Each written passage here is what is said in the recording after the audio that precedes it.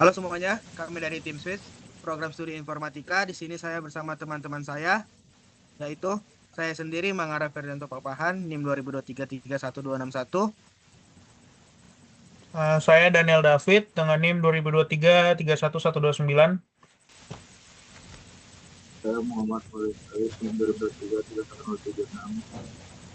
2023 31076. Dan saya sendiri Arif Mustafa Dekleuli dengan NIM 2023 31280. Dalam kesempatan ini kami akan mempresentasikan hasil proyek akhir dari mata kuliah pemrograman SQL yang kami beri nama Kantinku. Jadi, Kantinku ini adalah sebuah sistem pemesanan makanan digital yang tidak hanya mempermudah proses transaksi makanan di lingkungan kampus, tapi juga menyediakan eh, desain untuk mendukung tujuan pembangunan berkelanjutan atau SDGs. Khususnya SDGs yang ada di nomor 12 yaitu konsumsi dan produksi yang bertanggung jawab. Baik, latar belakang yang kami ambil karena sering terjadinya dua masalah utama dalam aktivitas makan di kantin. Yang pertama itu adalah antrian panjang saat jam makan yang membuat mahasiswa dan dosen kehilangan waktu produktifnya. Dan masalah kedua adalah pemborosan makanan yang sering terjadi karena ketidakakuratan dalam memperkirakan jumlah makanan yang dibutuhkan. Jadi masalah ini terjadi karena sistem pemesanan masih konvensional, tidak terdigitalisasi dan tidak berbasiskan dengan data. Jadi melalui proyek ini, kami menawarkan solusi digital berupa Kantinku, sebuah platform berbasis web yang memungkinkan pengguna memesan makanan tanpa harus antri langsung di kantin.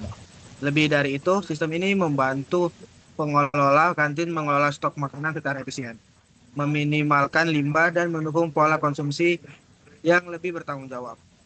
Jadi dengan Kantinku, kami ingin menunjukkan bahwa teknologi tidak hanya membuat hidup lebih mudah, tapi juga bisa jadi alat nyata dalam mendukung keberlanjutan. Sesuai visi besar dari SDGs nomor 12. Berikut adalah latar belakang dari Kantinku. Selanjutnya akan dilanjutkan oleh teman saya.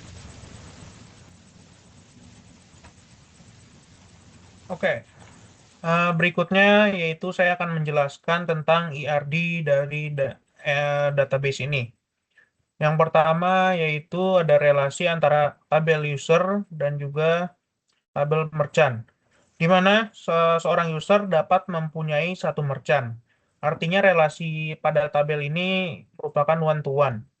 Kedua, merupakan relasi antara user dan order, di mana seorang user dapat membuat banyak order, di mana relasinya merupakan one to many.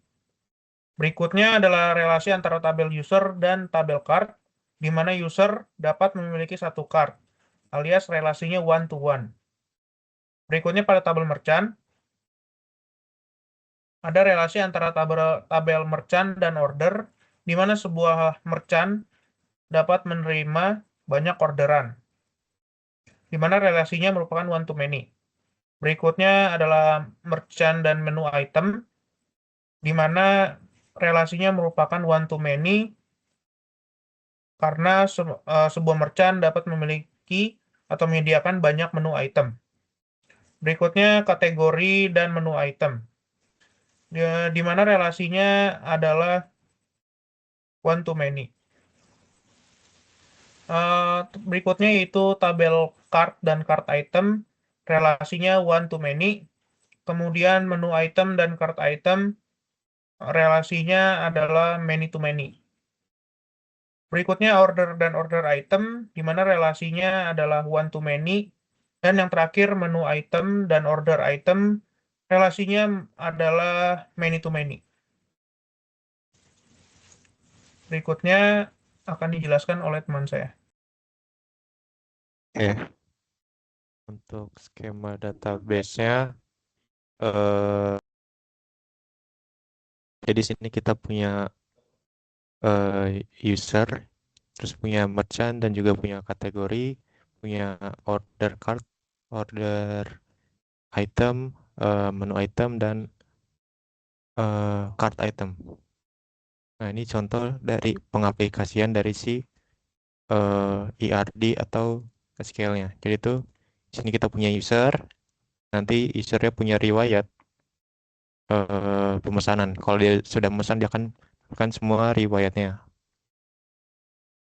Itu untuk si user dengan si order item. Ini untuk kalau kita ingin menambahkan ke cart item seperti yang di ERD.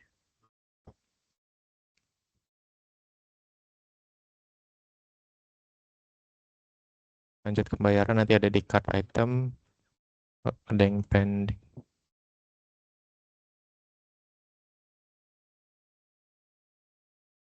Nanti kalau sudah dia akan lanjut ke pembayaran. Kalau sudah pembayaran, dia juga bisa membatalkan pembayaran.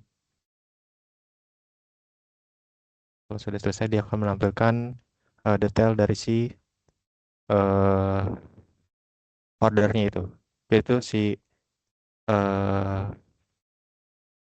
menu item itu kita masukin ke dalam cart item. Nah, di dalam cart itu nanti kalau selesai melanjutkan pembayaran, kita bisa langsung masukin ke order. Kalau sudah selesai, ordernya akan menjadi payment statusnya udah selesai atau enggak gitu ngeliatnya. Terus untuk si user itu punya dua apa namanya, is merchant atau bukan. Jadi bisa membedakan apakah si user itu adalah si merchant atau pemilik restoran atau pembuat si tokonya lah atau si user biasa yang membeli. Itu untuk si skema database-nya. Ini untuk di PHP admin-nya. Terus untuk selanjutnya penjelasan query-nya akan dijelaskan teman saya. Oke, baik. Untuk selanjutnya kita lanjut ke query-nya. Untuk menunjukkan potensi analisis data dari sistem ini, kami membuat 3 query SQL yang kompleks. Yang pertama itu untuk menampilkan 5 merchant dengan pendapatan tertinggi. Di sini kami menggunakan join antara table, order, dan juga merchant. Kemudian menghitung total pendapatan, jumlah pesanan, dan juga rata-rata rating untuk masing-masing merchantnya. Sedangkan untuk query keduanya itu untuk menampilkan total dari penjualan. Query kedua tuh, oke. Untuk query keduanya itu untuk menampilkan total penjualan dan juga jumlah unit yang terjual per kategori makanan. Query ini menggunakan join bertingkat antara order item, menu item, dan juga kategori. Kemudian dikelompokkan menggunakan group by berdasarkan kategorinya. Untuk query yang ketiga,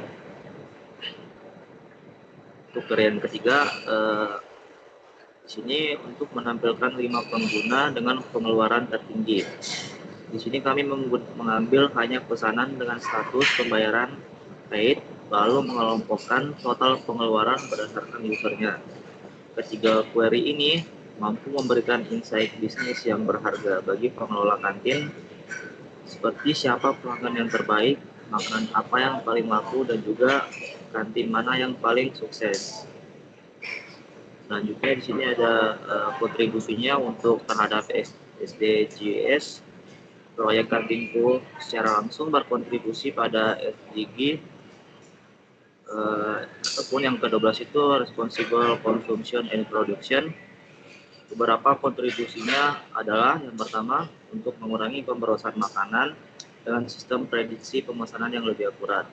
Yang kedua, mendorong efisiensi penggunaan sumber daya, baik bahan makanan maupun waktu pengelolaan. Yang ketiga, meningkatkan kesadaran konsumsi bijak di kalangan mahasiswa dan juga dosen. Dan yang terakhir, memberikan data bagi pengelola kantin untuk melakukan produksi makanan sesuai permintaan. Nah, dengan sistem ini kita tidak hanya menciptakan kenyamanan, tetapi juga membawa dampak nyata dalam keberlanjutan.